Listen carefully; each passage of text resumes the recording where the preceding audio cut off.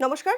আজকে সারাদিনে আপনাদের সকলকে স্বাগত। আমি রনিপা আপনাদের সঙ্গে রয়েছে এবং আজ সারা দিন ভর যা যা ঘটলো তারই একটা ছোট্ট ঝলক এখন আপনাদের জন্য রয়েছে। প্রথমেই আসবো সইজাল কাণ্ড নিয়ে, কারণ সইজাল কাণ্ডে বিস্ফোরক মুখ্যমন্ত্রী শুভেন্দু অধিকারী। সইজাল কাণ্ড নিয়ে বিস্ফোরক হলেন মুখ্যমন্ত্রী। কি বললেন তিনি শুনুন। তার সমস্ত বক্তব্য, সম্পূর্ণ বক্তব্যের পাশাপাশি রয়েছে বেশ কিছু গুরুত্বপূর্ণ পর্যবেক্ষণও। আরেকটা গত কয়েকদিন ধরেই মাঝে মাঝে ব্রেকিং নিউজ আপনারা দেখাচ্ছেন, সিআইডি অমুকের বাড়ি তমুকের বাড়ি। এটাতে বিজেপি বা সরকারের কোনো রোল নেই। এতে ব্লক লেটারে 10 জনের নাম লেখা আছে। ব্লক লেটারে তো হয় না। 2 জন এমএলএ, মাননীয় ঋতব্রত বন্দ্যোপাধ্যায় এবং সন্দীপন সাহা, তারা অভিযোগ করেন, বলে দিচ্ছি অভিযোগটা কি। 2 MLAs of AITC submitted a complaint to the Honorable Speaker alleging that no resolution was adopted with regard of selection of LOP on 6/5/2026. They had signed in the meeting resolution book on 19/5/2026. The complaint alleged that the resolution dated 6/5/2026 was manufactured and fabricated. The complaint mentioned that as many as 14 signatures were in block letters. টিএমসির 2 জন এমএলএর অভিযোগের ভিত্তিতে স্পিকারের নির্দেশে principal secretary hair street থানায় একটি FIR করেন এবং home সেক্রেটারির নির্দেশে আমার অনুমোদনে পুলিশ মন্ত্রী হিসেবে এটাকে সিআইডিতে দিয়ে দেয়। সিআইডি 13 জন এমএলএ কে ইনভেস্টিগেট করে with video photography and signature verification করার জন্য সরকারি লোককে সাথে নিয়ে। এদের মধ্যে 3 জন এমএলএ, বাহারুল ইসলাম, অরূপ রায় এবং সুভাষিস দাস, তারা ভিডিওগ্রাফি এবং সিআইডিকে বলে সই আমাদের নয়। ক্যানিং পূর্ব তিনি বলেন he was present at his residence and ভাঙড়। উনি কলকাতাতেও আসেননি। এদের যে হেরে যাওয়ার পরে চুরির অভ্যাস কাটেনি, যে স্ট্যাম্প ভেটারান চোর এরা। এত প্রতিষ্ঠিত চোর, এটা তো দেখা যায় নিজের দলের এমএলএদের সই জাল করেন এবং 3 জন এমএলএ সেটা কনফেস করে সিআইডির সামনে, হ্যান্ডরাইটিং এক্সপার্ট এবং ভিডিওগ্রাফির সামনে। তারা কেন ফাঁসবেন? মালের দায়িত্ব আরোহীর। সিআইডি একটা নোটিশ করে ওই আঞ্চলিক দলের সর্বভারতীয় সাধারণ সম্পাদককে, যা আপনি রেজুলেশনের বুক নিয়ে আজকে হাজির হবেন।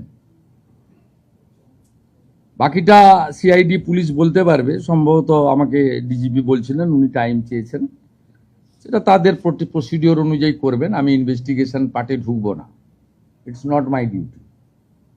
তো যেহেতু ব্রেকিং নিউজ আসছে, অভিযোগ করছে, আমি দেখছিলাম মাননীয়া নয়না বন্দ্যোপাধ্যায় বলছেন, আমি অবাক হয়ে গেছি, আমি সই করিনি কিন্তু আমার বাড়িতে। কুণাল বাবু বলছেন, তারপরে চন্দ্রনাথ সিনহা উপদেশ দিচ্ছেন যে আমি সিআইডি এসেছিল তাদের উপদেশ দিয়েছি যে এইভাবে করা উচিত, আমাদের তো ডেকেই বলতে পারতেন। ডেকে বলবে কেন ভাই? মিনিটস রেজুলেশন তো আমাদেরকেও দিতে হয়েছে লোকভবনে। আমাকে যে দলনেতা করেছে বিজেপি, 21-এ আমি যে এলওপি হয়েছি তার রেজুলেশন দিতে হয়েছে মিটিংয়ে। যে তুমি তোমার লোকেদের সইগুলোকে ফরজারি করবে, এটা তো পাবলিক ডোমেনে। এখন এরা এত বড় করাপ্টেড। এবং আমি সিআইডিকে বলেছি ভারতীয় ন্যায় সংহিতাতে ফৌজদারিতে যা যা আছে অ্যাকশন আমরা নেব।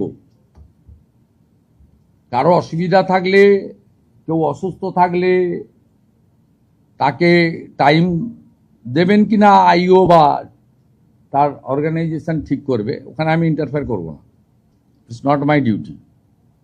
কিন্তু এর সঙ্গে সংবাদ মাধ্যমের প্রচার, তাতেই মনে হতে পারে প্রতিহিংসা নিচ্ছেন, কিন্তু প্রতিহিংসা আমরা নিতে চাই না, কারণ উঠে গেছে ও পার্টিটা। তো আসি পরের খবরে। ঋতব্রত এবং সন্দীপনের অভিযোগে তৎপর এবার সিআইডি। উলুবেড়িয়া পূর্বের তৃণমূল বিধায়ক ঋতব্রত বন্দ্যোপাধ্যায় এবং এন্টালির বিধায়ক সন্দীপন সাহার সই জালের লিখিত অভিযোগের পরেই সই বিতর্কের তদন্ত শুরু করা হয় বলে জানালেন মুখ্যমন্ত্রী শুভেন্দু অধিকারী। আর ঠিক সেই অভিযোগের ভিত্তিতেই করা হয়েছে এফআইআর। তার কিছুক্ষণের মধ্যে সামনে আসে বহিষ্কারের ঘটনা। আজকে আমি আর সন্দীপন আমরাই তো টাইম চেয়েছিলাম স্পিকারের, আমরা স্পিকারকে মিট করা মনে করেছি জরুরি। টিএমসির দুজন এমএলএর অভিযোগের ভিত্তিতে স্পিকারের নির্দেশে প্রিন্সিপাল সেক্রেটারি হেয়ার স্ট্রিট থানায় একটি এফআইআর করে। আজকে আমি আর সন্দীপন আমরাই তো টাইম চেয়েছিলাম স্পিকারের, আমরা স্পিকারকে মিট করা মনে করেছি জরুরি। আমরা বিরোধী দলের বিধায়ক, স্পিকার হচ্ছে কাস্টোডিয়ান অফ দি হাউস, এবং এই বিধানসভায় যারা সব বরিষ্ঠ স্পিকার ছিলেন, এই বিধানসভার তো একটা অন্যরকম গরিমা রয়েছে। স্বাধীনতার আগে থেকে এটা বেঙ্গল লেজিসলেটিভ কাউন্সিল ছিল। সেই 1931-এ এই বিল্ডিং এর পত্তন হয়, স্ট্যানলি জ্যাকসন বাংলার গভর্নর ছিলেন তখন। তো এই বিধানসভার যে গরিমা, স্পিকার হচ্ছেন কাস্টোডিয়ান অফ দি হাউস, দুজন নির্বাচিত বিধায়ক, তারা স্পিকারের সময় চেয়েছেন। এতে দলের তো রেগে যাওয়ার কোনো কারণ আছে বলে আমার মনে হয় না। দুজন এমএলএ মাননীয় ঋতব্রত বন্দ্যোপাধ্যায় এবং সন্দীপন সাহা, তারা অভিযোগ করেন, বলে দিচ্ছি অভিযোগটা কি। 2 MLAs of AITC submitted a complaint to the Honorable Speaker alleging that no resolution was adopted with regard of selection of LOP on 6/5/2026. They had signed in the meeting resolution book on 19/5/2026. The complaint alleged that the resolution dated 6/5/2026 was manufactured and fabricated. The complaint mentioned that as many as 14 signatures were in block letters. টিএমসির দুজন এমএলএর অভিযোগের ভিত্তিতে স্পিকারের নির্দেশে principal secretary hair street থানায় একটি FIR করে এবং হোম সেক্রেটারির নির্দেশে আমার অনুমোদনে পুলিশ মন্ত্রী হিসেবে এটাকে সিআইডিতে দিয়ে দেয়। সিআইডি 13 জন এমএলএকে ইনভেস্টিগেট করে with video photography and signature verification করার জন্য সরকারি লোককে সাথে নিয়ে বাহারুল ইসলাম এমএলএ ক্যানিং, চন্দ্রনাথ সিনহা এমএলএ বোলপুর, অরূপ রায় এমএলএ হাওড়া মধ্য, Tapas Maiti MLA Domjur, Nayana Banerjee MLA Chowringhee, Tapas Mondal MLA Raidighi, Subhashis Das MLA Maheshtala, Torab Hossain মণ্ডল এমএলএ কুমারগঞ্জ, দীনেন রয় এমএলএ খড়গপুর গ্রামীণ, Kunal Ghosh MLA Beleghata, Abdul Aziz MLA Lalgola, তসিফুর Rahman MLA Basirhat উত্তর, আব্দুল মতিন এমএলএ হাড়োয়া। এবার আসবো স্বপ্ন পূরণের খবরে। আজ থেকে শুরু মহিলাদের জন্য সম্পূর্ণ বিনামূল্যে সরকারি বাস পরিষেবা। আর এই ঐতিহাসিক প্রকল্পের প্রথম দিনেই দক্ষিণ কলকাতার গড়িয়াহাট মোড়ে নিজে চলন্ত বাসে চড়ে সরেজমিনে পরিস্থিতি খতিয়ে দেখলেন নতুন মন্ত্রী অগ্নিমিত্রা পাল। বাসে সাধারণ মা বোনেদের সাথে সফর সেরে নামার পরে কি বললেন তিনি, শোনাবো আপনাদের। বাংলার বহু পরিবার আছে, তাদের কাছে 100 টাকা 200 টাকা বাস ভাড়া দেওয়া খুবই কষ্টের। একদিন অন্তত পাবলিক ট্রান্সপোর্ট আমরা নিই, আমিও নেব, আপনারাও আসুন। আমিও টিকিট পেয়েছি, আমাকে 0 ব্যালেন্স টিকিট কন্ডাক্টর সাহেব দিয়েছেন। সরকারের কাছে হয়তো 50 টাকা 100 টাকা কিছু নয়, কিন্তু বাংলার বহু পরিবার আছে তাদের কাছে 100 টাকা 200 টাকা বাস ভাড়া দেওয়া খুবই কষ্টের।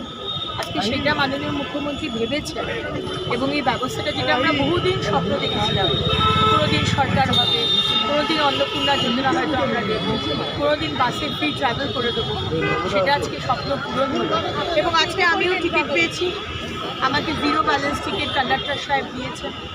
তো ভালো লাগবে এবং মাননীয় মুখ্যমন্ত্রীকে অনেক ধন্যবাদ জানাই। দিদি, এই ট্রান্সপোর্ট ডিপার্টমেন্টে তো একটা সার্টেন অ্যামাউন্ট লস হবে, এটার জন্য সেটা তো আপনারা একটা বিকল্প কিছু ভেবেছেন নিশ্চয়ই? ট্রান্সপোর্ট ডিপার্টমেন্টে একটা সার্টেন অ্যামাউন্ট তো লস হবে, সেটা নিশ্চয়ই আপনারা বিকল্প কিছু ভেবেছেন, সেটার জন্য আপনারা কিছু ইকোনমিক্সের ব্যাপারটা আমাদের মাননীয় মুখ্যমন্ত্রী এবং আমাদের দপ্তরে যারা আছে, ফিনান্সে যারা আছেন, তারা বিষয়টিকে দেখছেন। অবশ্যই সেটা দেখতে হবে। সরকারের যে ঘাটতিটা যাচ্ছে, আমরা যে টিকিটটা পয়সা নিচ্ছি, এবং সেটা আমরা কিভাবে উঠাবো, কিভাবে যাতে রেভিনিউটা আসে, সেটা দেখে নিতে হবে। দিদি, আগের জমানা এগুলোর কিছু কিছু জিনিস আছে যেটা কম্প্রোমাইজ করা যায় না, সুতরাং করতে হবে। একদিকে ফ্রিও দিতে হবে, অন্যদিকে রেভিনিউ। দিদি, আগের জমানা একটা অভিযোগ ছিল সরকারি বাসের সংখ্যা নিয়ে, যে সংখ্যা অনেক কম, সেইগুলো বাড়ানোর ক্ষেত্রে কি এবার রাজ্য সরকার ভাবনা চিন্তা করবে? সংখ্যা বাড়ানো নিয়ে কোনো কথা হয়নি, কিন্তু এখন বাসে যা ভিড় দেখি, তাহলে ফ্রিতে যখন স্টেট বাস চলবে, আমি শিওর যে বহু মেয়ে সেখানে অ্যাভেল করবে এই সুবিধাটা। তাছাড়া মাননীয় প্রধানমন্ত্রী বলেছেন এই যুদ্ধের সময় যেখানে ফুয়েল নিয়ে সংকট দাঁড়িয়েছে, সেখানে অন্তত একবার আমি আমার রাজ্যের মানুষকে বলবো, কি মহিলা কি পুরুষ, একদিন অন্তত পাবলিক ট্রান্সপোর্ট আমরা নিই, আমিও নেব, আপনারাও আসুন। মেট্রো নিই, ট্রেন নিই, পাবলিক বাস নিই, হয়তো অটোতে করে চলে এলাম, কিন্তু নিজের গাড়িটা বা নিজের মোটরসাইকেল বা স্কুটিটা বার করবো না যেখানে তেল আছে, তেল খরচা হচ্ছে। এটা আমার মনে হয় আমাদের করা দরকার। আরেকটাও বলছিলাম যে আগেরটা দিনে গল্পটি শুনতাম যে রাজা মহারাজারা রাত্রিবেলা চাদর মুড়ি দিয়ে বেরোতেন, এটা দেখার জন্য যে রাজ্য কিভাবে চলছে। তো আমার মনে হয় প্রত্যেকটি মন্ত্রী আমাদের দপ্তরের বিষয় কিন্তু চুপ করে গিয়ে এই খোঁজটা নেওয়া দরকার যে রাজ্যের মানুষ কী বলছে। আর কদিন বাদে, এখন তো সবে সবে এসেছে, 6টা মাস যা, এটাও শুরু করবে। ম্যাম, মেয়েরা তো সবসময় সমান অধিকারের কথা বলে, এক্ষেত্রে বাসের ভাড়াটা ফ্রি, সেটা কি মেয়েরা একেবারে পজিটিভলি নিচ্ছে সকলে? দেখুন, সমান অধিকারের কথা আমিও বলি, কিন্তু যে পরিবারে ভাতের চিন্তা করতে হয়, অন্যের চিন্তা করতে হয়, সেখানে দূরে 200 টাকা 400 টাকা ভাড়া দিয়ে যাব, আর সেখানে যদি বিনামূল্যে আসে, তখন কিন্তু আর অধিকারের কথা আসে না। অধিকারের কথা বলা যেতে পারে, কিন্তু আমার মনে হয় সেটা জায়গা বিশেষে বললে বেটার হয়। প্রার্থনায় স্কুলে স্কুলে বন্দে মাতরম। প্রার্থনায় স্কুলে স্কুলে গাওয়া হলো বন্দে মাতরম। গরমের ছুটি কাটিয়ে স্কুল শুরু হলো বন্দে মাতরম গান দিয়ে। রাজ্যে পালাবদলের পর ক্ষমতায় এবার বিজেপি এবং রাজ্য সরকারের নির্দেশ মেনে প্রার্থনার শুরুতেই দেশের জাতীয় গান বন্দে মাতরম গাইলেন স্কুলের শিক্ষক শিক্ষিকা সহ ছাত্রছাত্রীরাও।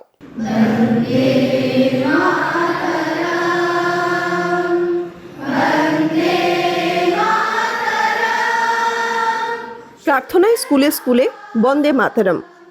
গরমের ছুটি কাটিয়ে স্কুল শুরু হলো বন্দে মাতরম গান দিয়ে।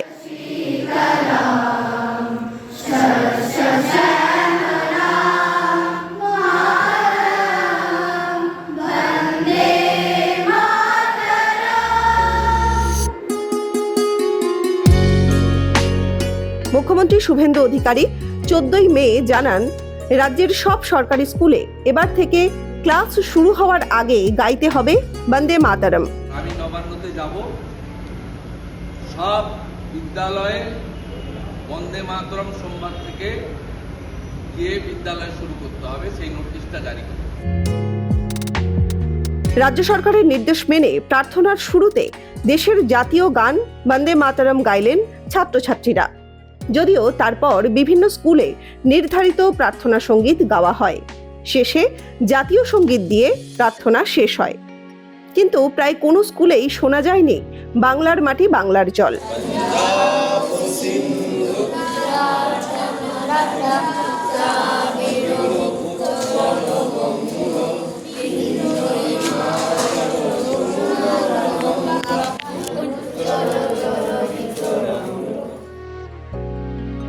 হুগলি ব্রাঞ্চ গভর্নমেন্ট স্কুলে সরকারি নির্দেশ মতো প্রার্থনায় গাওয়া হলো বন্দে মাতরম। এয়ারলাইনে আমাদেরকে বন্দে মাতরম এই গানটি শিখতে সাহায্য করলো ও নিজেরা গাইলেন ও আমাদেরও শিখতে সাহায্য করলেন। অন্য সময় তো শুধু জনগণ গাওয়া হতো, এখন এই বন্দে মাতরম কেমন লাগছে? গিয়ে খুবই ভালো লেগেছে। ভীষণ আনন্দ লাগছে আমার, কিন্তু মানে বাচ্চাদের একটা নতুন গান শেখাতে পারছি। 3 মিনিট 10 সেকেন্ডের গান এটা, এবং একটা বেশ বঙ্কিমচন্দ্র আমাদের যিনি একটা মানে সাহিত্যের সম্রাট, তার গাওয়া কণ্ঠে মানে তৈরি করা গান আমরা বাচ্চাদের মধ্যে প্রভাবিত করতে পারবো। এবং গানটা যখন গায় না, একটা গায়ে সুন্দর রোমাঞ্চ, এই আমার গায়ে কাঁটা উঠছে বলছি আমি, যখন মানে ভীষণ রোমাঞ্চ লাগে, একটা অদ্ভুত মানে দেশভক্তি, ভারতের প্রতি ভালোবাসা জেগে ওঠে, একটা মাধুর্য আছে গানের সুরের মধ্যে। শব্দগুলো ফোটোমটো হলেও দারুণ সুন্দর। আমরা ছাত্রদেরকে আগে থেকেই বলেছিলাম তৈরি হওয়ার জন্য, ওরা প্রস্তুত হয়েছে, তার প্রচেষ্টা তো আপনারা দেখতেই পেলেন আজকে, এই আর কি।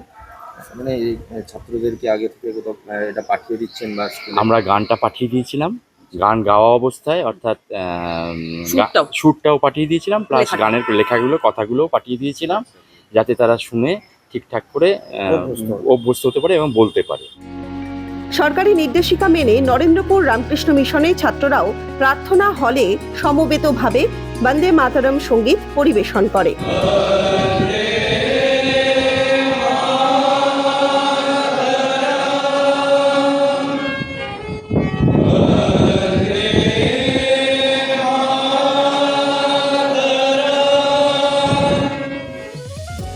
বন্দে মাতরম গাওয়ার নির্দেশ দেওয়া হয়েছে রাজ্যের সব মাদ্রাসাতেও। সেখানে জাতীয় সঙ্গীত জনগণ মনর পাশাপাশি বন্দে মাতরম জায়গা পেয়েছে স্কুলের প্রার্থনা সঙ্গীতে। সরকারি এই নির্দেশিকায় খুশি স্কুল কর্তৃপক্ষ থেকে ছাত্রছাত্রীরা।